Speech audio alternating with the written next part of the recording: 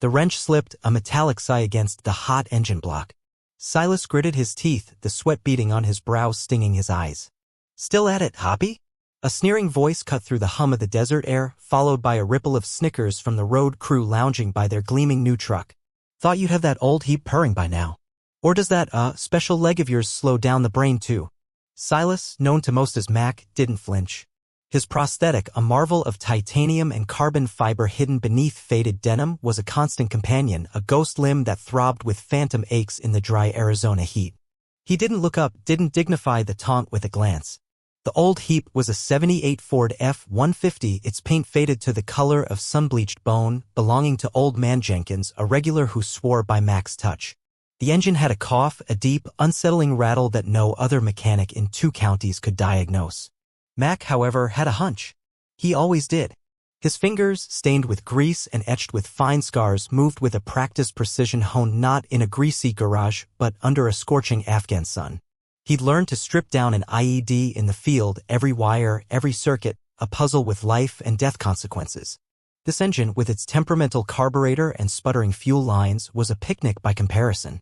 Yet, the road crew, a fresh-faced bunch from Phoenix, hired to pave a new stretch of highway, saw only the limp, the quiet demeanor, the dust-caked isolation of Mac's motors and more. They saw a broken man, not a highly skilled, almost intuitive mechanic. Silas McMillan, age 42, was a ghost of the man who'd served 2 tours in Helmand Province, Afghanistan. A former Army explosive ordnance disposal specialist, the best of his class, he'd disarmed countless devices, saved countless lives. But the last one, a deeply buried pressure plate IED on a desolate desert road outside Lashkargah in 2010, had caught him. He remembered the blinding flash, the concussive force that ripped through his body, the searing heat, and then the silence. He'd woken up in Landstuhl, Germany, a month later, his left leg gone below the knee. Medically discharged, returned home not to parades but to a quiet, almost suffocating anonymity. He tried the city, the VA hospitals, the support groups. The crowds were too much, the noise too jarring, the well-meaning pity a constant irritant.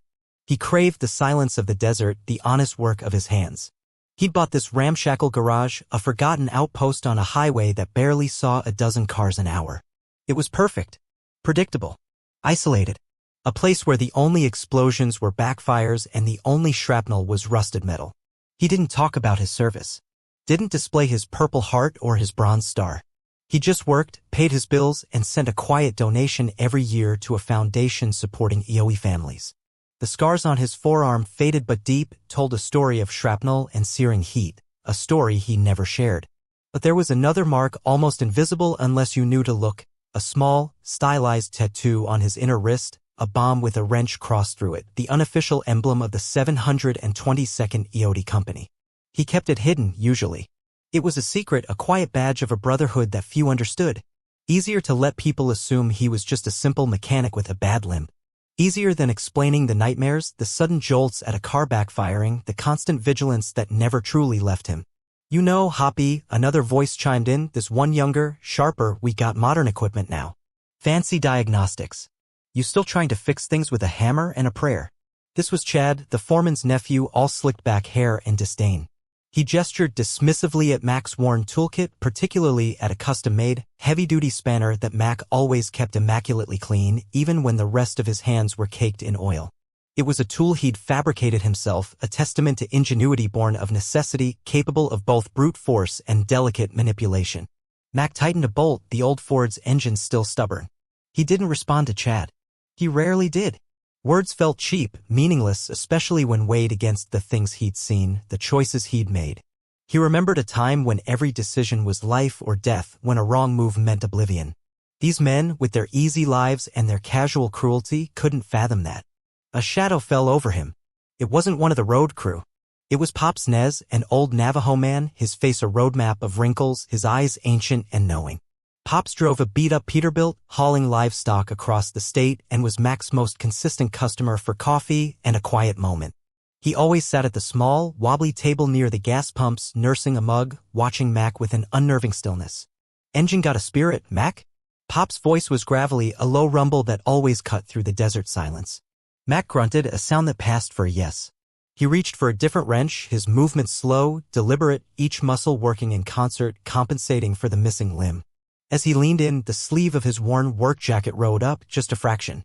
For a split second, the bomb and wrench tattoo on his inner wrist was visible. Pop's eyes, usually half-lidded, sharpened.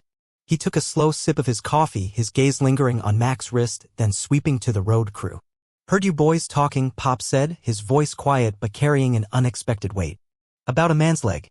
Chad scoffed. "Just having a bit of fun, old-timer. Guys slow as molasses. We got schedules to keep." Pop set his mug down, the clink of ceramic against the metal table surprisingly loud. He slowly, deliberately rose from his seat. He was a tall man, even bent with age, and his presence seemed to expand, filling the small space. He walked towards the road crew, his gait steady, his eyes fixed on Chad. "You ever served, boy?" Pops asked, his voice devoid of emotion yet radiating an unspoken challenge. Chad's smirk faltered. "What's that got to do with anything?"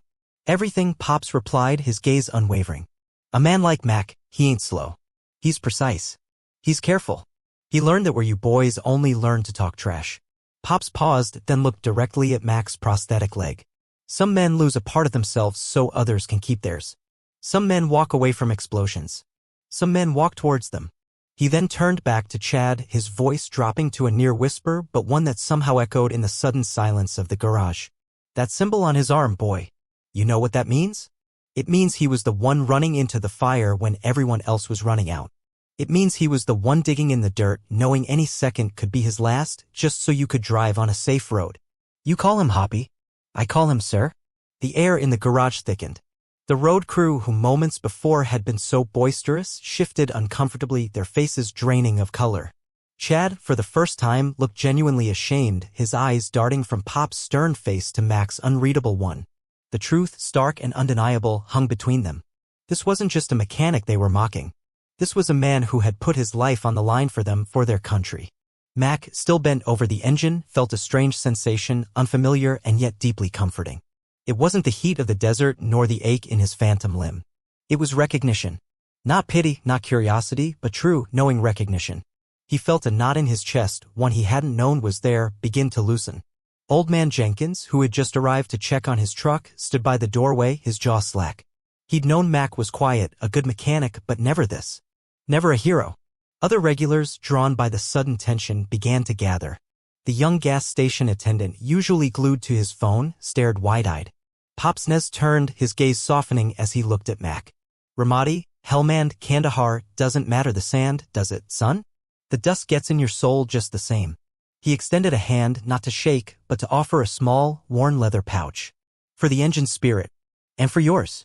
Mac slowly straightened up, his eyes meeting Pop's. He took the pouch, a small, almost imperceptible nod of acknowledgement passing between the two veterans. The silence that followed was different now, no longer heavy with scorn, but with respect, with understanding. Chad, his face beat red, cleared his throat. "Mr. McMillan," he stammered, I didn't know. We're sorry." The other crew members muttered similar apologies, their bravado completely deflated. Mac simply nodded, a slight, almost imperceptible dip of his chin. He wasn't looking for apologies, never had been. He was just looking for quiet. But this was different. This was being seen. The manager of the small gas station attached to the garage, a burly woman named Brenda who usually kept to herself, emerged from her office. She'd heard it all. She walked straight to Mac. "Silas," she said, her voice surprisingly gentle, "take the rest of the day off." "On me. Go on." Mac hesitated, then looked at the Ford. "Almost got it, Brenda." "It can wait," she insisted, a rare smile on her face. "You've earned a break." He nodded again, a little more decisively this time. He still didn't say much, but as he limped towards his small, dusty office, the silence behind him felt different. It was no longer the silence of dismissal, but the silence of reverence. The road crew quickly packed up their gear, their usual boisterous chatter replaced by hushed whispers. Old man Jenkins approached Mac, not with questions, but with a hand extended. "Thank you, son," he said, his voice thick with emotion. "Thank you for everything." That afternoon, Mac didn't eat lunch alone. Pop's Nez joined him, sitting on an old oil drum, sharing stories not of combat, but of the long, lonely roads they'd both traveled, the quiet dignity of a life lived with purpose, even when unseen. The old Ford, for the first time in days, hummed with a healthy, steady rhythm, a testament to Mac's skill. He hadn't just fixed an engine, he had, in a quiet, unexpected way, begun to mend something within himself. The story, whispered first among truckers and locals, spread like wildfire. A local journalist, passing through on assignment, heard the tale from Old Man Jenkins, who recounted it with tearful pride. The next week, a column appeared in the regional paper, simply titled, "The Quiet Mechanic of Route 17.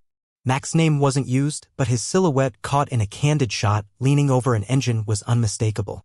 The article highlighted his dedication, his quiet competence, and hinted at a past of profound sacrifice. It didn't sensationalize, but rather celebrated the unseen heroes living among them. The impact was immediate. Other veterans, long hidden in their own quiet corners, started making pilgrimages to Mac's Motors and more. They came not for repairs, but for connection. A nod, a shared glance, a silent understanding. They recognized the weariness in his eyes, the unwavering focus in his work, the dignity in his silence. The garage, once a solitary outpost, transformed into an unofficial gathering spot, a sanctuary where stories didn't need to be told, just felt.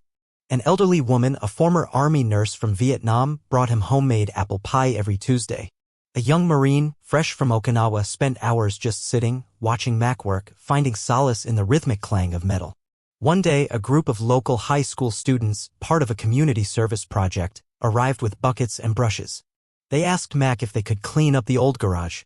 He just grunted, but his eyes held a flicker of surprise. They worked tirelessly, scrubbing away decades of grime. As they finished, one of them, a lanky boy with earnest eyes, approached him. "Mr. McMillan," he said, "we'd like to do something more. Something to show appreciation." Months later, a local artist, touched by the story, painted a mural on the back wall of the garage. It wasn't Mac's face, but a silhouette. A lone figure kneeling in a vast, dust-swept landscape, a wrench in one hand, the other reaching towards something unseen, implied to be a buried threat. Underneath, in simple, stark letters, it read, "Some battles are fought in silence. Some heroes walk among us unseen until we learn to truly look." Mac never asked for it. He never stood and stared at it. But every morning as he opened the garage doors, he would pause for just a second, his gaze sweeping over the mural. It wasn't about him. It was about the ones who couldn't come home, the ones whose battles remained truly silent, the ones who deserved to be remembered. The mural became a landmark, a quiet testament to service, a beacon for those who sought understanding, and a permanent reminder that true valor often wears a greasy uniform and works in the heat of the Arizona sun, far from the spotlight. His quiet sacrifice, once hidden, now spoke volumes. His long isolation finally had ended.